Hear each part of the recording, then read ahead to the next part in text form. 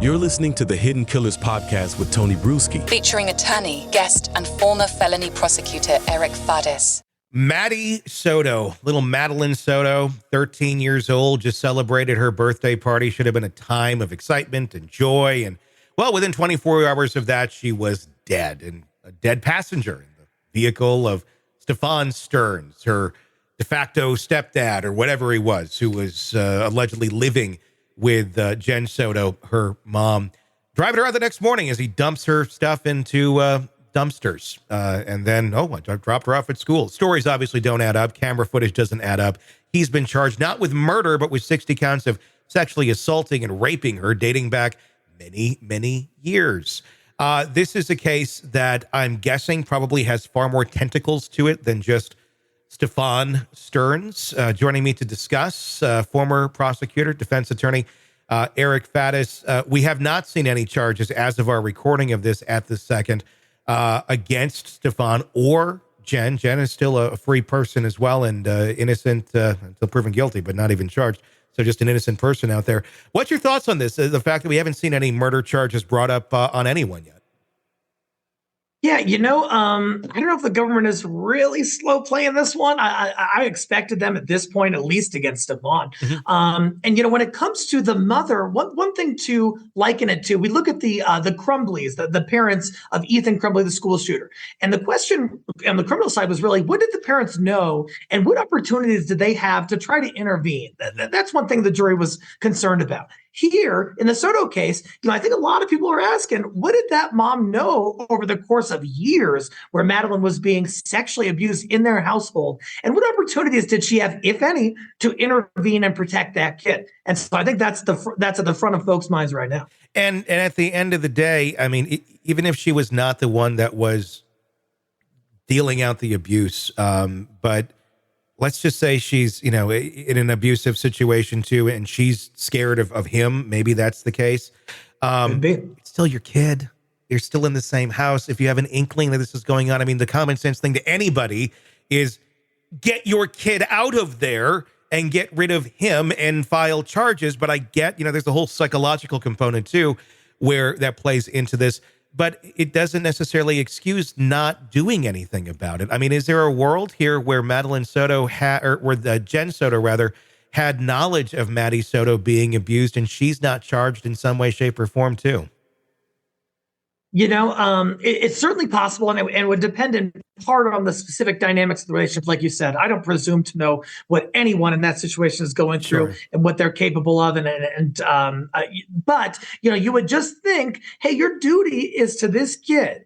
And if you know that your kid is being repeatedly sexually abused, even if you're a victim too, there are resources. There are, most people have access to phones or computers or something like that. And so I'm not saying, I'm not being overly judgmental about a person who may have been a victim and didn't know what to do, but I'm saying there are some outs there. There are some ways you can protect your kid. And I just don't have any information that Jen Soto did those things in this case. I feel like it's one thing when it's you yourself that's the victim of the abuse and you don't know what to do and you're kind of stuck in that cycle. It's a whole other thing when it's your child. And maybe you're being abused too, but you're still kind of writing that off as like, well, I didn't know. I mean, we saw that in the Harmony Montgomery case with Adam Montgomery and Kayla Montgomery, where, piece of shit Kayla is now going to be free, but she cut that deal to testify against Adam.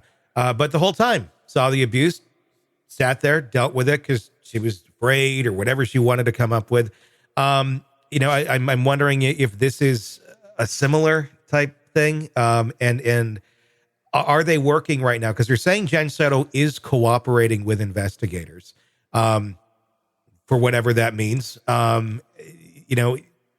She also cooperated with two news stations too, and gave very damning interviews. Do you think they're sitting there trying to just fish as much information as they can out of her right now before giving her any sort of charges, or making a deal with her if they ever do?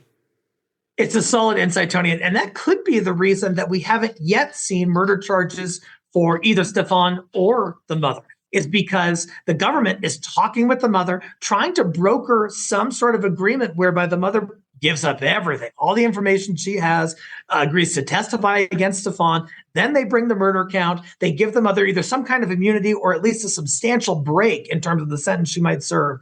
And then she's essentially on the government's team against Stefan. That could be an explanation for why we haven't seen murder charges. We don't know for sure, but just in terms of how other cases have played out, I would not be surprised. What about other people being involved in this? Maybe not even necessarily directly the ones abusing Maddie, but part of like a larger ring here of the material. We know he had all these videos, all these pictures and stuff on his phone. It's very rare. In fact, almost never does this stuff happen in a vacuum. For whatever reason, pedophiles like to have community. And as sick as that is, and this stuff, likely being shared with others, I'm wondering if they're doing that with Jen, but they're trying to dig in and go, where else does this go? Who else is involved in whatever this ring is or this community or whatever the hell you want to call it? And they're trying to dig in to find a greater impact on this to maybe bust more people and help more children out of this horrible thing. Yeah, when you look at the charges, there are 60 counts of essentially sex assault on a child or something along those lines. So this happened dozens and dozens of times. And it's my understanding that Stefan's devices did have a number of videos and photographs. And so I think the police need to look into, were those shared? Were those put on some sort of dark web? Were those transferred in some encrypted fashion that could implicate other people involved? Because my understanding is that oftentimes these abusers don't always get this content just for themselves, but they get it and they share it across the community that they have.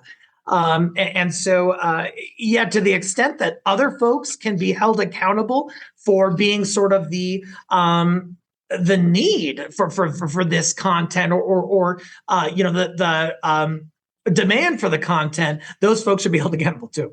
Yeah, I mean, without a doubt. I mean, if there's any greater good that comes out of this, maybe they can take down, several more people who, are also abusing other kids who are, not known of right now, that are stuck in some sort of horrible situation. One can only hope something good comes out of it, but mom is cooperating. You raised your eyebrow to that a little bit earlier. What's your reaction to that? What do you think that means? My feeling is that, just in my personal opinion, is that she has some information. She's got some stuff that she doesn't necessarily want to give up. You look at her demeanor in those public interviews. To me, it seems like there's something under the surface. She's holding back something. And perhaps now is the time where she's cooperating in a way that is probably largely self-serving, but that may strengthen the government's case. And so cooperating always kind of seems sort of noble, but it's not always super noble. Yeah, I mean, if it helps get rid of some horrible people, great, but I don't really consider her on the list of greatness either by any means. At least not yet. We'll have to see what happens.